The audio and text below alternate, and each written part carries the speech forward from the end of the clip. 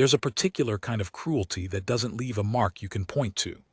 No bruise, no scar, nothing a doctor could name. It lives in the small space between a woman walking into a room and the moment the room goes quiet around her. I rode with cattle most of my life, and I've watched men die slow under a sun that didn't care. But the cruelest thing I ever saw done to a person was done with whispers, in a church doorway, on an ordinary Sunday. And the person it was done to never raised her voice once. I'm going to tell you about Marin, about the word they hung around her neck like a dead thing, and about the day a man with manure on his boots and 3 days of trail dust in his beard looked at her like she was the answer to a question nobody else had bothered to ask. If you've ever been counted as less than whole by a town, by a family, by your own quiet mirror at 3 in the morning, then stay with me. This one is for you. The wagon came apart on the river crossing, and that is where my part of the story truly starts, because that is the first time I saw her do something that made the rest of us look small. It was late April, the runoff still high and brown and meaner than it looked, and old Tully had tried to push his team across at the shallow bend below the cottonwoods like he always did, except this year the spring had carved the bottom out of that bend and turned it into a drop. The front wheels found the hole. The wagon pitched. Tully's wife screamed, and the 2 little ones in the back went over the side into the current like sacks of grain. And for one long, awful second the whole crossing froze the way a room full of people will freeze when nobody wants to be the one who moves and finds out it's too late. I was the one who froze. I'll be honest about that, since this is my telling and a man ought to be honest in his own telling. I sat my horse with the reins in my fist and my mouth open, and I did not move. She moved. Marin Cole was off her mare and into the water before the sound of the splash had finished. She didn't take off her boots. She didn't measure the current or call for help or do any of the sensible things a person does when they want to look like they tried without actually risking much.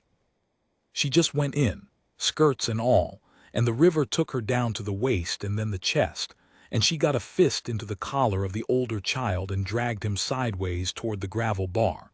And then she turned around and went back for the second one, who'd gone further, who'd gone quiet, which is the thing that scares you most about a drowning child, the quiet.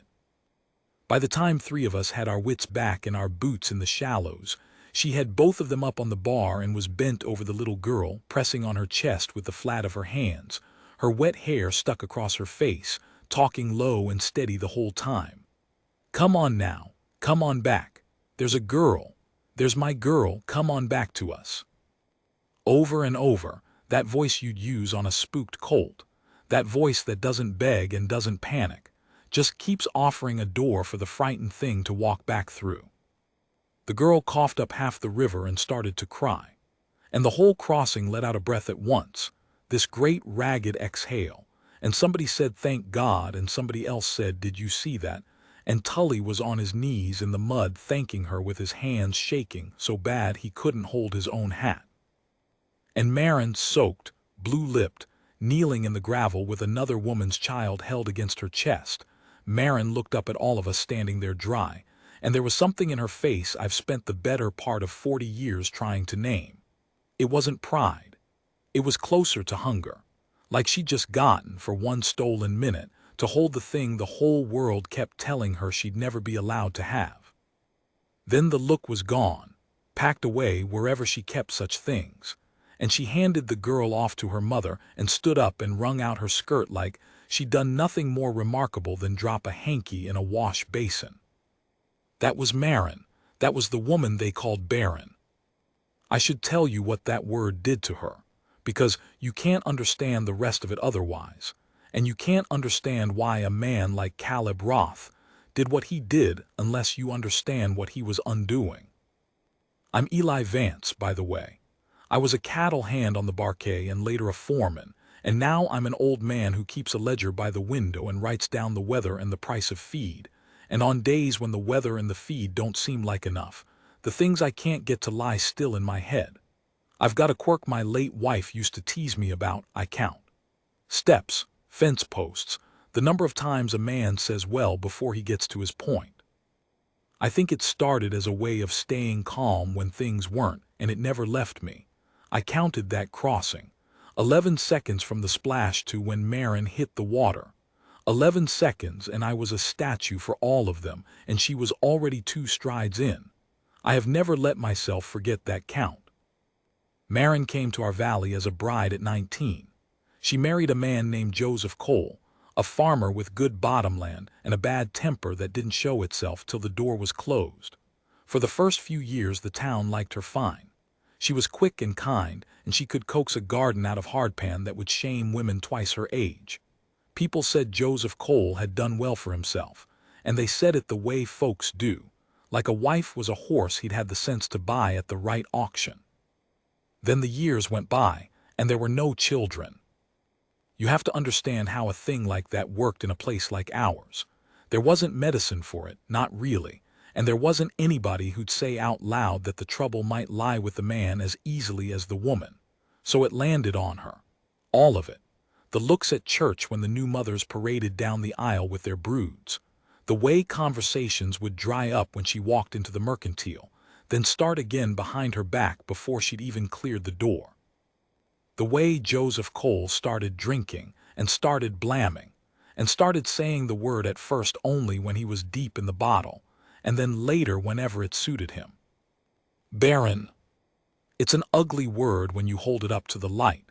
We use it for land that won't grow anything, for ground you give up on. They took that word, the word for dead dirt, and they hung it on a living woman, and they did it for years. And she carried it the way she carried everything, with her chin level and her hands busy and her eyes giving away nothing. I want to be careful here not to make her a saint. She wasn't. She had a tongue on her when she was pushed hard enough, and she could hold a grudge like a fist holds a coin. Once, when Della Prout made a comment in the mercantile about how some women just aren't built for it, Barren reached past her, took the bolt of calico Della had been eyeing for a week, set it on the counter and paid for it in front of her, and walked out without a word. Cost her nearly $1 she didn't have, for cloth she didn't need. She never made that dress. I saw it years later still folded in her trunk. She'd spent the money purely so Della Prout couldn't have the satisfaction. That was Barren too. Spite kept her spine straight on the days when nothing else would. But spite is a cold fire. It warms you and it eats you at the same time. And by the time Joseph Cole finally drank himself off a wagon seat one winter night and froze in a ditch 3 miles from his own door, Barren was 31 years old, widowed, childless, and as alone in that valley as a person can be while still being surrounded by neighbors. The town pitied her in public and gossiped about her in private, and not one soul among them looked at her and saw a whole woman. Not one, until Caleb Roth rode in. Caleb came to the valley to buy cattle, and he came at the worst possible time, which I've since decided is the only time worth coming. It was the year of the hard winter, the one the old-timers still measure other winters against. We lost stock by the hundreds. Snow piled to the eaves and then froze to a crust a steer would walk out on and break through and bleed out in. Men's faces went gaunt. The barquet was hanging on by its teeth, and half the valley was looking at a spring where they'd plant for a harvest they weren't sure they'd live to bring in. Caleb Roth showed up in the thick of the thaw when everything was mud and ruin, and the air smelled of rot from all the carcasses surfacing out of the melting drifts. He had a string of fresh horses and money in his saddlebags, and the look of a man who'd buried more than he talked about. Tall, weathered, going gray at the temples earlier than his face said he ought to be. Quiet in a way that wasn't shy, quiet like a deep well, where you drop a stone and wait a long time before you hear it land. He stayed at the barquet while he did his buying, and that's how I came to know him. We'd sit on the bunkhouse step in the evenings and he'd smoke and say next to nothing, and somehow it was the most comfortable next to nothing I ever shared with a man. He'd been married, I gathered. There'd been a wife and there'd been a child, and there'd been a fever that came through wherever he'd been before, and now there wasn't a wife or a child, and there was a man who bought cattle and slept light, and never once let himself look like he was suffering, which is its own kind of suffering and a louder one than most. The first time he saw Barren was at the spring social, which the town held that year more out of stubbornness than joy, a way of saying to the winter, "You didn't get all of us." There was fiddle music and a long table of whatever folks could spare, which wasn't much. Barren came because she always came.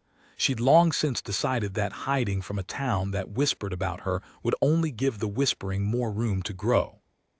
She came in a plain gray dress with her hair pinned up, and she stood at the edge of the lantern light the way she always did, present but apart, an island the crowd flowed around without touching. And Caleb Roth, who had not asked a single question about a single soul in the valley in the 3 weeks he'd been there, leaned over to me on the bench and said, "Who's that?" Not "who's that woman," just "who's that," like she was a feature of the country he'd missed on the map. I told him her name, and I told him she was a widow, and then, God forgive me, because it was the way we all talked about her by then without even thinking, I told him the rest. What the town said, the word. He was quiet for a while. He smoked his cigarette down to nothing. Then he said something I've turned over in my head 10,000 times since, and I'll give it to you exactly as he said it, because I wrote it in my ledger that very night. I was that struck by it. He said, "Funny thing about ground folks call barren, usually means nobody knew how to farm it." And he ground out his cigarette under his heel and stood up and walked across that whole crowded clearing, past every whispering mouth in the valley, and asked the widow Barren Cole if she would care to dance. She said no. I want you to know that because it matters. The story would be prettier if she'd melted right there in the lantern light, but Barren wasn't built for pretty, and she wasn't built for trust, not after the years she'd had. She looked at this tall stranger holding out his hand, and she said, plain as anything, "I don't dance, mister." "Roth," he said, "Caleb Roth, and that's all right, I'm not much for it either." And then he did the thing that I think, looking back, was the moment the whole rest of their lives turned on. He didn't push. He didn't charm. He didn't do any of the things a smooth man does. He just lowered his hand, gave her a small nod like she'd done something perfectly reasonable, and said, "Then maybe you'll let me bring you a cup of that cider so neither of us has to dance and we can both look like we've got somewhere to be." She almost smiled. I saw it. The corner of her mouth did the thing a mouth does when it's forgotten how and is surprised to find it still can. And she said, "All right." That was it. That was the whole of their first meeting, two grieving people standing at the edge of the light with cups of weak cider, not dancing, talking about nothing that I could hear. But I watched them from the bench, and I counted. They stood there talking for 1 hour and 19 minutes. I know because I checked my pocket watch when he walked over and again when the social broke up, and she let him walk her as far as her wagon and no further. 1 hour and 19 minutes. The longest I had seen anyone in that valley willingly stand beside Barren Cole in 12 years. The town, of course, had opinions. By the next morning it was all over the mercantile and the church steps and every kitchen with a window facing the road. The cattle buyer had been seen with the widow Cole. The stranger didn't know, folks said. Somebody ought to tell him, folks said. He's a respectable man, a man with money, and he ought to know what he's getting himself tangled up with before he goes any further. As if Barren were a contagion, as if her grief were catching, as if the years they'd spent grinding her down with that word had been a kindness done to spare some future fool. Della Prout took it upon herself to be that kindness. She found Caleb at the mercantile where he was buying tobacco, and she got that sweet poisoned look on her face, the one she wore when she was about to ruin someone for their own good, and she said loud enough for the whole store to hear, "I do hope you know about poor Barren Cole, Mr. Roth. Such a tragedy. A woman like that, well, she can't give a man what a man needs. She's barren, you understand. It's only Christian to let you know before you waste your time." The store went quiet. This is a true thing about cruel towns, they hush up to listen, every time hungry for it.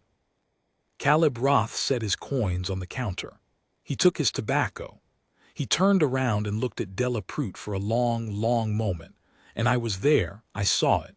I had come in for nails, and I stood by the door with my heart going because I did not know what this quiet man was about to do.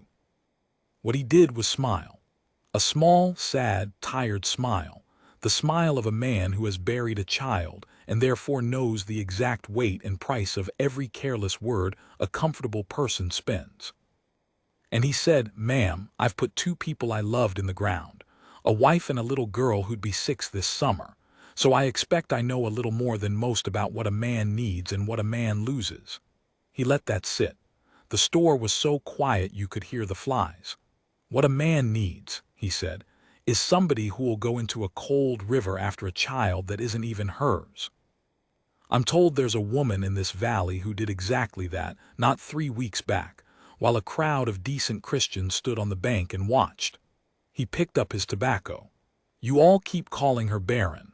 From where I'm standing, looks to me like she's about the only thing growing in this whole sorry place." And he walked out. Delaprout's mouth was still open when the door shut behind him. I had to turn around and pretend to be very interested in a barrel of nails so nobody would see my face. I have lived a long time and I have heard a great many men say a great many words, and I have never in my life heard anything land as clean and true as that did. The only thing growing in this whole sorry place. I wrote that one in the ledger too. I've got a page of Caleb Roth in there. I go back to it more than I'll admit. But here is the part nobody in town knew, the part that makes the rest of it more than just a stranger defending a woman's honor. Caleb Roth wasn't only being kind. He wasn't only being decent. He was a man with a wound exactly the shape of hers, and he had recognized it across a crowded clearing the way one wounded animal knows another. He told me much later, sitting on that same bunkhouse step, what he'd seen when he looked at Barren. He said he'd watched her stand at the edge of the social, watched the whole town flow around her, and he'd thought, "That's what it looks like from the outside. That's what I look like."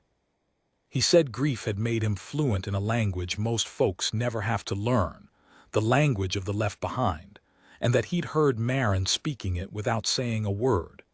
In the way she held her cup, in the way she stood close enough to the warmth to feel it, and far enough back that no one would have to make room.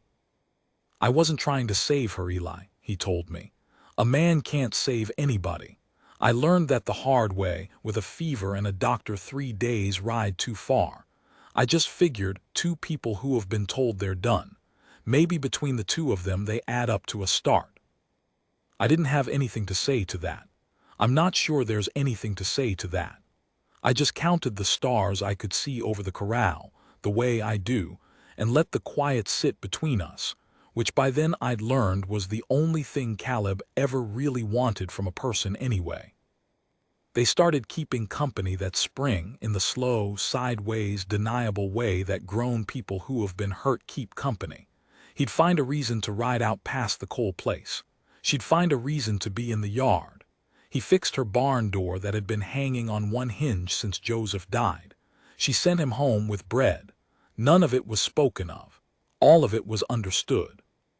And the town, denied the satisfaction of a scandal, settled into a low, ongoing mutter about how it wouldn't last, how a man like that would come to his senses, how you couldn't build a family on barren ground, no matter how the cattle buyer talked.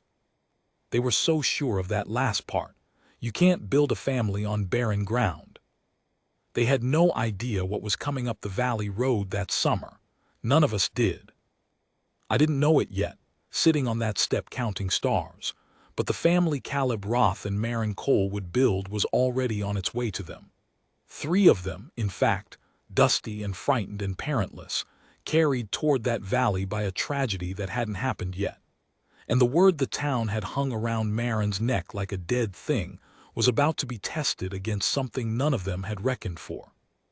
But that's the next part of it, and I find I need to set down my pen and look out at the dark a while before I can tell it. The 3 children came up the valley road in the back of a freight wagon that smelled of blood and burned cloth, and the man driving it had a bullet still in his shoulder and didn't make it past the barquet gate before he slid sideways off the seat and into the dust at my feet.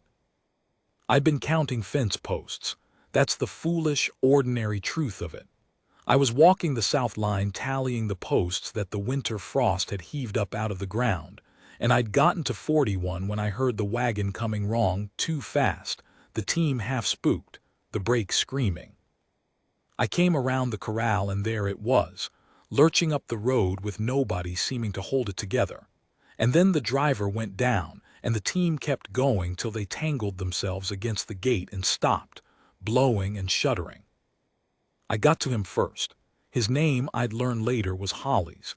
He'd been a stage driver and then a freighter, and now he was a dying man, though neither of us said so out loud. He grabbed my collar with a hand slick with his own blood, and he said, "The young ones, in the back, their folks are dead. Whole train hit 2 days back west of the Gap. I got these 3 out and I've been driving since." He swallowed. His eyes were already going somewhere I couldn't follow. "Don't let them see me like this. Get them out the other side." I have carried a lot of last requests in my life. I carried that one to the back of the wagon, and I looked over the tailgate and there they were. 3 of them. A boy of maybe 10, all elbows and fury, sitting up with a busted singletree in his hands like a club, ready to swing it at whoever opened the canvas. And when he saw it was just an old cowhand and not whatever he'd been bracing for, he didn't lower it. He held it tighter. Behind him, a girl of 7 or so with her arms locked around a baby, and the baby no more than a year, asleep or past caring, its little face streaked with 2 days of dirt and dried tears. The boy looked at me with eyes that had decided, somewhere back on that road, that the whole world was a thing to be fought. And he said the first words I ever heard from him, in a voice scraped raw. "You touch my sisters and I'll kill you." I believed him. God help me, I believed a 10-year-old boy with a busted singletree, and I think it was the most honest threat anyone ever made me.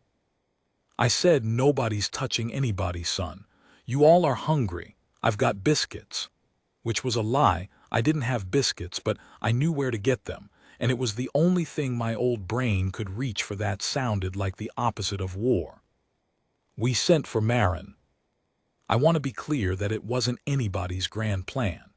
It wasn't Caleb playing matchmaker with 3 orphans, and it wasn't the town deciding to do right by the widow at last. It was just that the barquet was a bunkhouse full of rough men and one cook with a temper, and there were 2 little girls and a baby who needed a woman's hands and a quiet voice, and the nearest quiet voice anybody could think of belonged to Marin Cole, 3 miles down the valley. Caleb rode for her himself. I remember watching him go, hard and fast, and thinking that for a man who claimed he'd given up on saving anyone, he sure could move when there were people to be reached. She came in her work dress with her sleeves already pushed up, like she'd known before she got there that there'd be something needing doing. She climbed down off the wagon seat, and she didn't ask me a single question about whose children they were, or where they'd come from, or what was to be done with them.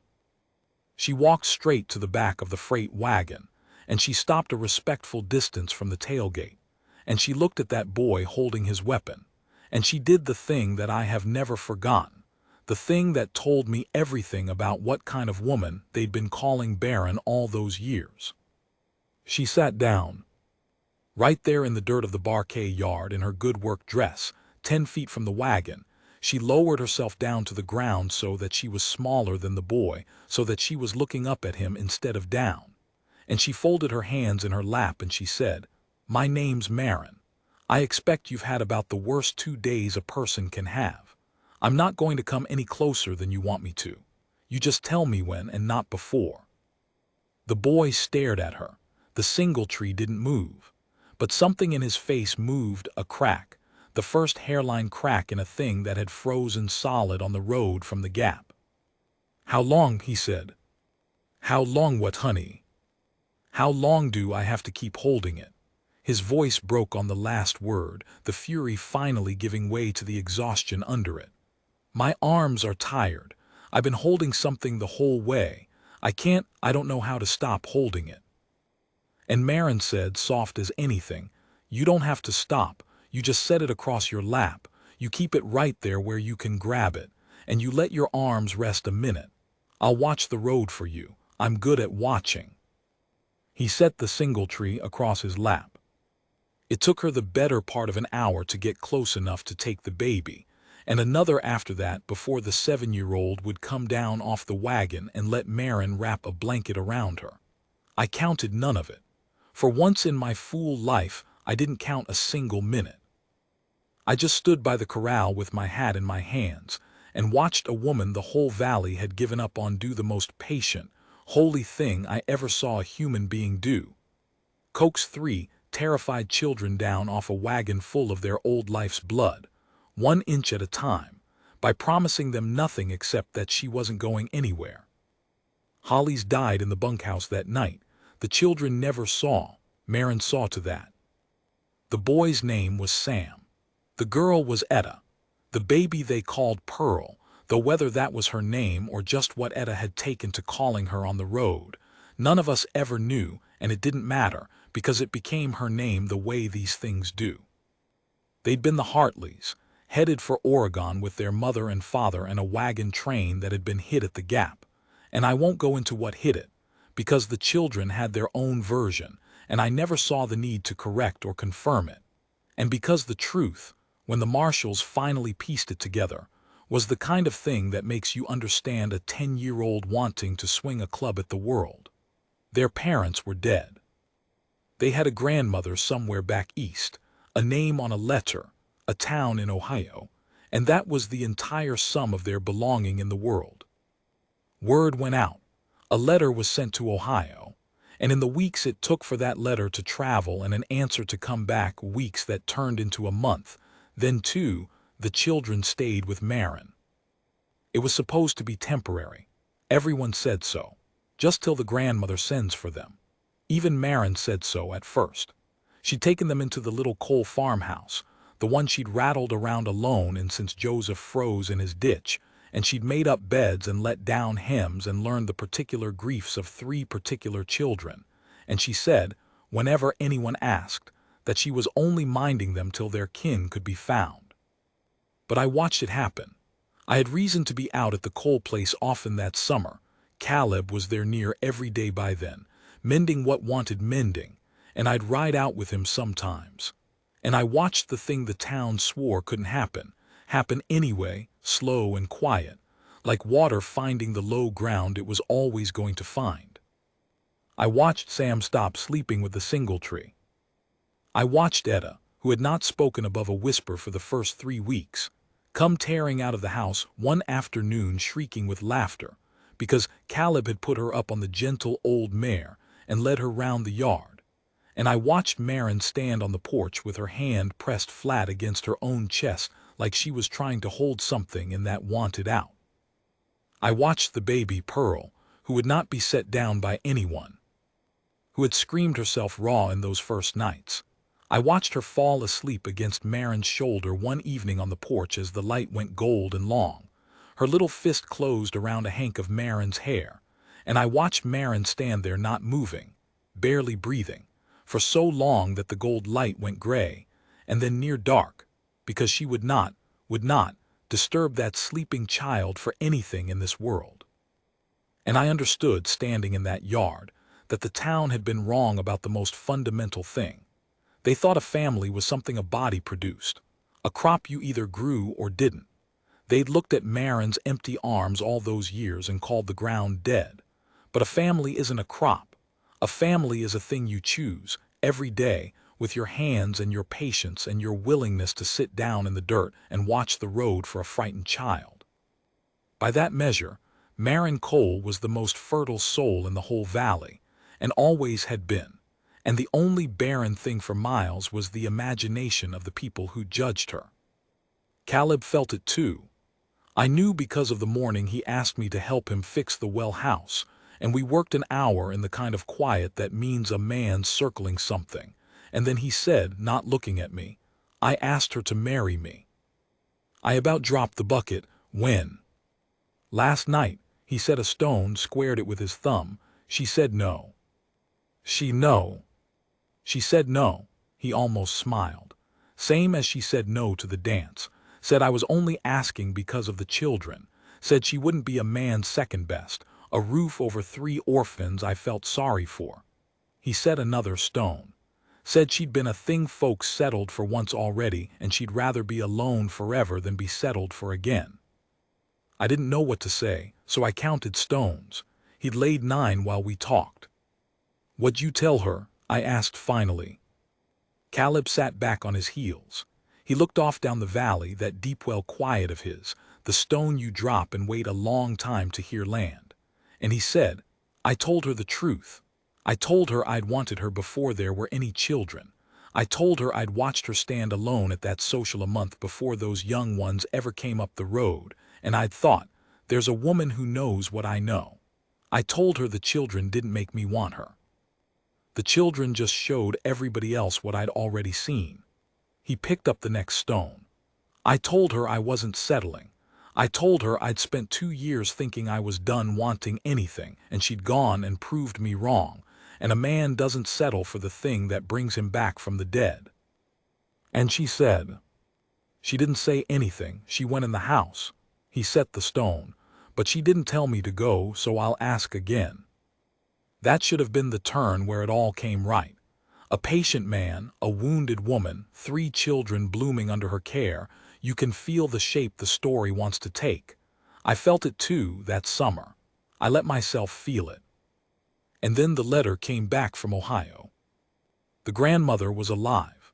She was a Mrs. Abigail Hartley, widowed herself, near 70, living on a small pension in a small town, and she had written, in a careful, shaking hand, that I saw myself, because Barren brought the letter to the barquet and put it in front of Caleb and me at the bunkhouse table and made us read it, because she could not bear to be the only one carrying what it said. The grandmother had written that the children were her son's children, her only blood left in the world, and that she would have them, that she was sending money for their passage east, that arrangements were being made for them to travel with a family from a church group who'd be passing through come autumn, that she thanked the kind people of the valley for their charity and asked God to bless them, and would be forever in their debt for the safe keeping of her grandbabies. It was a good letter. That was the cruelest thing about it. It wasn't the letter of a cold woman or a grasping one. It was the letter of a grandmother who had lost her son and now reached across half a continent with shaking hands for the only piece of him left. There was no villain in it. There was no one to be angry at. There was just an old woman's love pulling one way and a younger woman's love pulling the other, and 3 children in the middle who'd already lost everything once and were now to lose it all over again, by no one's fault, in the most lawful and loving way imaginable.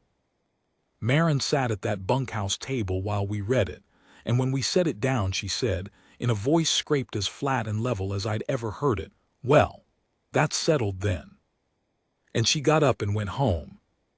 I need to tell you about the decision now, because this is the heart of the whole thing, and I've been circling it the way Caleb circled his stones, putting it off, because it's hard even now to set it down.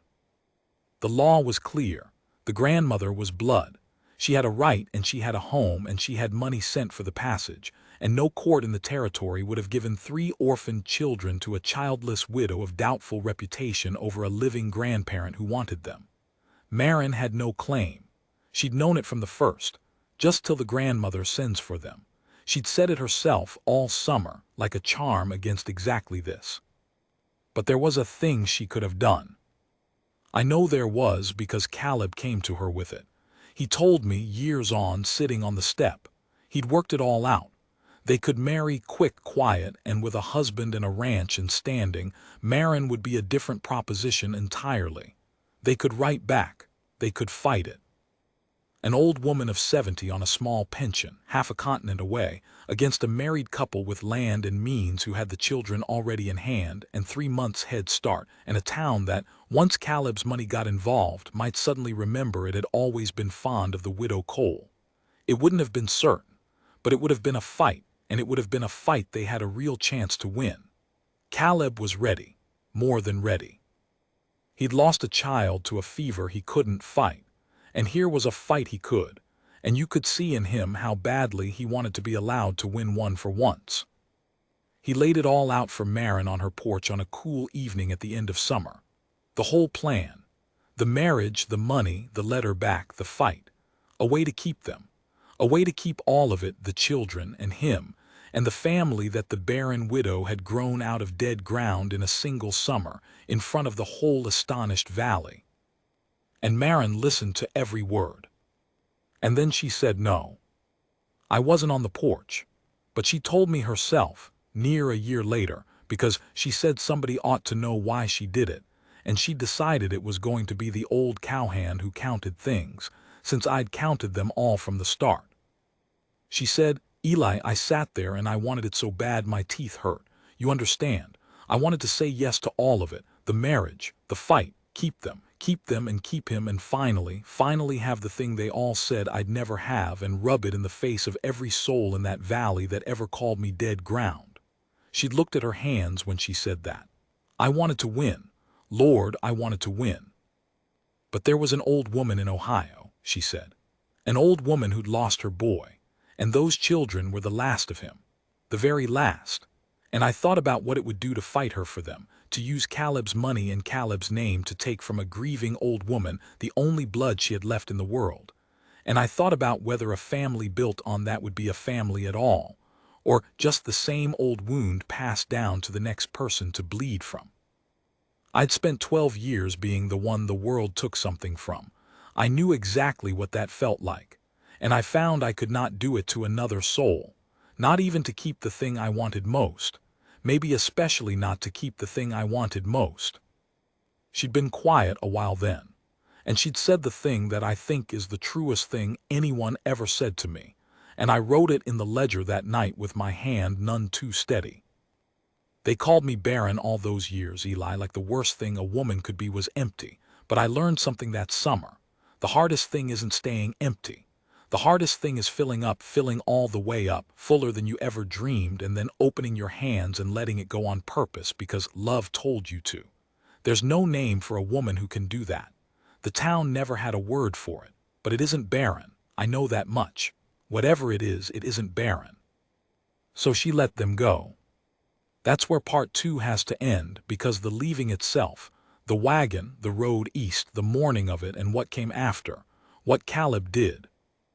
And the thing that arrived in the valley one cold day the following year that none of us saw coming, that's the last of it. And I find my hand has gone tired the way Sam's arms went tired, and I need to set down what I'm holding for a while before I pick up the rest. But I'll tell you this much, to carry you over. The morning they loaded the children into the church family's wagon for the long road to Ohio, the whole valley turned out. Every soul who'd ever whispered the word. They came to watch the widow Cole give up the family she'd grown, and I think some of them came expecting a show, expecting her to break. She didn't break. She knelt down in the dirt one last time, the way she had that first day, so she'd be smaller than the children instead of taller. And what she said to them, and what Sam said back, and what he pressed into her hands before the wagon pulled away. That's where I have to stop. I'm sorry. Some things a man has to walk out into the dark and breathe through before he can write them down plain. The busted one. The club he'd held across his lap in the back of the freight wagon, the thing he hadn't known how to stop holding, the weapon a 10-year-old boy had carried 2 days through the worst of the world to keep his sisters alive. He'd kept it all summer. I didn't know that. Maren did. It had lived under his bed in the little coal farmhouse, and on the nights the dreams came back he'd reach down and put his hand on it, and that was enough, and in the morning it would be back under the bed and nobody spoke of it. He gave it to her in the gray light with the church family's wagon waiting and the whole valley watching, and he said, Maren told me this, word for word, and I believe she'll have it word for word on the day she dies, he said. You watch the road for me. You said you was good at watching. So you keep this and you watch the road, and I'll watch it too from out there, and that way we'll both be watching the same road, and it'll be like it goes all the way to Ohio. A 10-year-old said that. I have stopped trying to understand where children find such things. I think grief teaches them a language the rest of us spend our whole lives failing to learn. Maren took the singletree. She did not cry, not then, not where he could see, because she'd decided he'd seen enough hard things and he would not carry the picture of her breaking all the way to Ohio on top of everything else. She knelt in the dirt so she was smaller than him, the way she'd come in, and she said, "I'll watch it every day. And when you're grown, Sam Hartley, and you can go where you please, you'll know the way back. You'll know it because we'll both have been watching it the whole time." Then she stood up. She kissed the top of Etta's head. She held Pearl for a long moment, the baby's fist closing one last time around that same hank of her hair, and when she handed her up into the wagon the baby reached back, the way Bobbies do, both arms out, that wordless animal grief, and Maren turned her face to the side just slightly, just enough, and she let the church woman take her and she stepped back. The wagon pulled away. The whole valley watched the widow Cole give up the family she'd grown out of dead ground, and not one of them had a word for what they were looking at, because the word they'd always used had finally run out of meaning in front of their eyes. I counted the wagon out of sight, 240 seconds from the crack of the reins to the last of it disappearing over the rise. 4 minutes. It takes 4 minutes to watch the thing you love most go over a hill and out of the world. I have never been able to make that number mean anything. It is too small for what it carried. She didn't break in front of the children. She didn't break in front of the town. But that night Caleb found her in the empty farmhouse, in the room where the children had slept, sitting on the floor between 3 stripped beds with Sam's singletree across her lap, and she was holding it the way the boy had held it, both arms wrapped around it, and she had finally, in the dark, with no child to spare and no town to spite, let herself come apart. Caleb didn't say anything. Of course he didn't. He was a man who knew that grief doesn't want fixing, that there's no stone you can set to wall it off.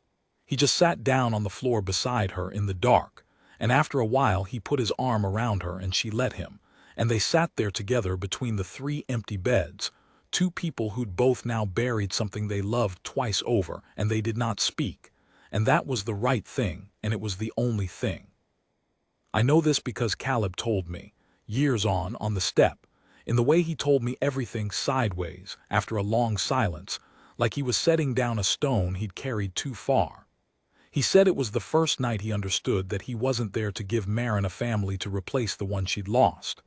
He said a man can't replace a person, not a child, not anyone, and that anybody who thinks the cure for a loss is a replacement has never truly lost anything. He said all he could do was sit on the floor in the dark and not leave. "That's the whole of it, Eli," he said. "That's the whole of love when you get down under everything else. Somebody's come apart on the floor and you sit down next to them and you don't leave. The rest is just weather." Here is a thing I have to be honest about, because I promised at the start I'd be honest in my own telling. For a while that autumn, I thought the story was just going to be sad. I want you to sit with that because I think the easy version of this tale, the version the town would tell now, the version that gets prettier every year it's repeated, skips right over it, and I think skipping over it is a kind of lie. The truth is that Maren let the children go, and it was the right thing, the only thing her soul would let her do, and it still hurt every single day for a long, long time. Doing right does not stop the hurting. Anybody who tells you it does is selling something. She grieved those children as if they died, because in the way that mattered to her arms they had, and there were mornings that autumn when she could not get out of the bed, and Caleb would ride out and do her chores and not say a word and ride home again, and the valley watched and waited for the cattle buyer to come to his senses and leave the broken, childless widow to her ruin. He did not come to his senses. He had none to come to where she was concerned. He kept riding out. He kept doing the chores. He kept sitting on the floor in the dark when the dark came for her. And slowly, so slowly, over a whole hard winter, the mornings she couldn't rise grew fewer, and the mornings she could grew more, and one day near the end of that winter she met him in the yard before he could get to the chores, and she said, "I'll do my own milking, Caleb Roth. You've done it long enough." And he knew, the way you know the thaw is coming even before you see it, that she was going to live. That she decided to. That the ground, frozen all that long winter, had not after all gone dead. He asked her to marry him a third time that spring, on the porch where he'd asked the first two, and she said, "Well, I'll come to that. There's a thing that has to come first because it came first, and the order matters, the order is the whole point." It was the tale of that winter, the second winter, a year and some after the children went east. A cold gray day with a wind that found every gap in a man's coat. I was at the barquet splitting wood, counting the strokes the way I do. I was at 63 when I saw a rider coming up the valley road. Not a freighter this time. A single rider, hunched against the wind, leading a second horse, and on the second horse, bundled to the eyes against the cold, was a small shape. I stopped counting. The rider was a man I didn't know, a hard-traveled man with a star on his coat. A marshal, it turned out, from back east, near the end of a journey that had started in Ohio. And the small shape on the second horse, when he lifted it down and set it on the ground in front of me, and it stood there swaying with exhaustion and looked up at me out of a face I knew, out of a face I had watched go over a hill and out of the world a year and a half before. It was Sam.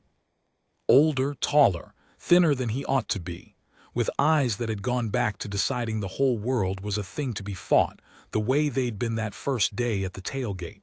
But it was Sam. Sam Hartley, 11.5 years old now, who had run. The grandmother had died. That was the start of it. Old Mrs. Abigail Hartley, 70 and frail, had taken in her 3 grandbabies with all the love in her shaking hands, and she had loved them. By every account she had truly loved them. But love does not pay a doctor, and love does not stop a heart that's worn through, and she had died in the winter not a year after the children reached her. And the 3 of them had been split. That's how it went back then, with orphans and no money. Pearl, the baby, taken in by a family from the church, a good family, I'm told, who loved her. Etta sent to an aunt by marriage 2 counties over. And Sam, who was old enough to work and young enough to be furious about everything. Sam who'd been the hardest to place. Sam who'd run off 3 times from 3 different households. Sam had finally been put on a list to be sent to a boys' home, an institution, a place that was more or less a prison with chores. And Sam had run one more time. For good, that time. He'd run with the Singletrees twin in his head, with the only address he'd ever memorized in his whole short life, which was not his grandmother's and not the boys' homes but a little farmhouse in a valley 1,000 miles west where a woman had once sat down in the dirt so she'd be smaller than him. He'd run and he'd been caught, and the marshal who caught him, God bless that nameless hard-traveled man, I never learned his name and I have prayed for his soul every Sunday since. The marshal had listened to a furious 11-year-old story about a woman who watched the road, and instead of sending him to the boys' home, he had done a thing no law required of him. He had brought him west. He had spent his own time, and most likely his own money, carrying one stubborn orphan 1,000 miles on the slim word of a child that there was someone at the end of the road who would have him. "Boy says there's a woman here'll take him," the marshal said to me, hoarse with cold in the long way. "Says her name's Barren, says she watches the road." He looked at me, and there was something tired and hopping in his hard face. "That's so. Is there such a woman?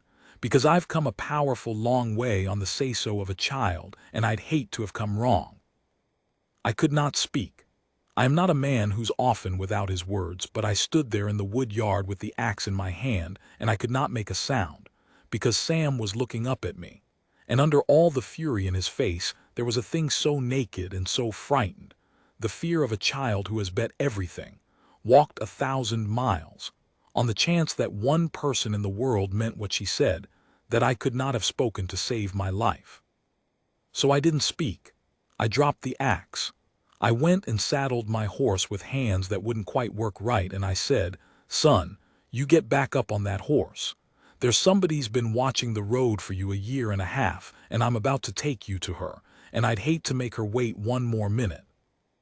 I led them down the valley to the coal place.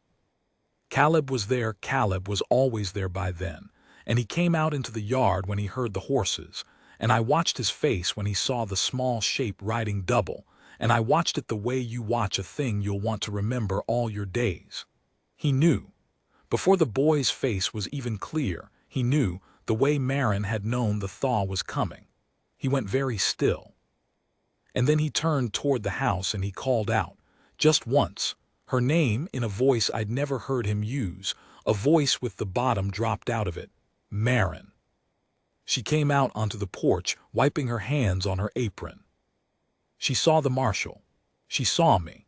And then she saw the boy, who had slid down off the horse and was standing in the middle of the yard, swaying, 11.5 years old and 1,000 miles from where they'd sent him, with his fists clenched at his sides like he was bracing to be turned away, because being turned away was the only thing the world had taught him to expect.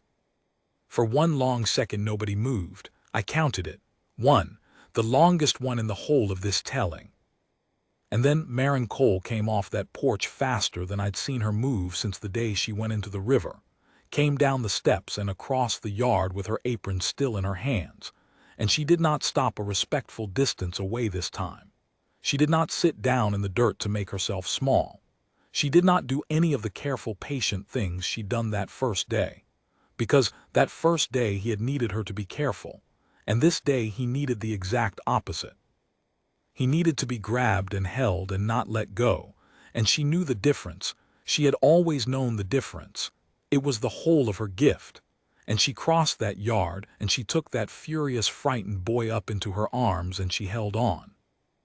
And Sam Hartley, who had threatened to kill me with a busted singletree, who had run from 3 homes and a marshal and 1,000 miles of country, who had not let anyone see him cry since the gap, Sam came apart in her arms, finally, all the way. And she held him up while he did it, the way Caleb had held her up on the floor in the dark, and she said into his hair, over and over, in that voice you'd use on a spooked colt, that voice that doesn't beg and doesn't panic, "You found it. You found the road. I told you I'd be watching. You found it, you found it, you found your way home." I had to turn around. I had to turn around and look at the corral and count the rails so that nobody, not the marshal and not Caleb and not God himself, would see the face of an old cowhand in that moment. There were 11 rails. I counted them 4 times. It didn't help. There is more and there is less. The more, Caleb married her that spring after all, the third asking on the porch, and this time she said yes, and the reason she said yes was Sam, but not the way the town first sniffed it. She didn't marry Caleb to give the boy a father, though it did. She married him because, she told me, a woman who has finally learned she's allowed to keep something ought to have the sense to keep the man who sat on the floor with her in the dark and never once asked her to be anything other than what she was.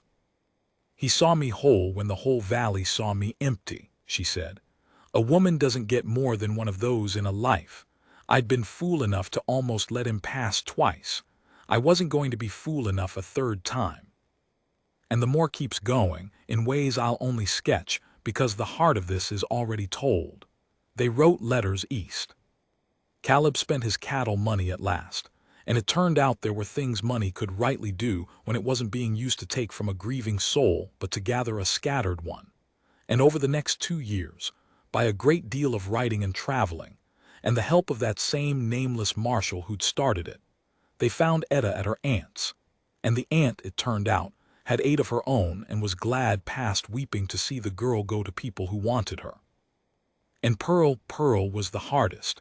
Pearl was loved where she was, and the church family did not want to give her up, and there was a season where I thought it would break Barren all over again. But the church family were good people, truly good, and when they understood the whole of it, that the baby's brother and sister were both under one roof in a western valley, that they could be made whole, the 3 of them, the last 3 pieces of a murdered family on a road to Oregon. They did the hardest right thing, the same hard right thing Barren had done years before. They opened their hands. They let her go on purpose because love told them to. There is no word for people who can do that either. But it isn't barren. Whatever it isn't barren. So that the family the town swore could not be built on dead ground was built after all, not grown, but gathered. Not produced, but chosen, every one of them, across 1,000 miles and 3 years and more grief than any of them should have had to carry. until the little farmhouse that Barren had once rattled around alone in was full to the rafters with the noise of 3 children who were hers in the only way that has ever truly mattered, which is the way you choose, every day, with your hands and your patience and your willingness to watch a road as long as it takes. And the less. Here is the less, and then I'll set down my pen. I am an old man now.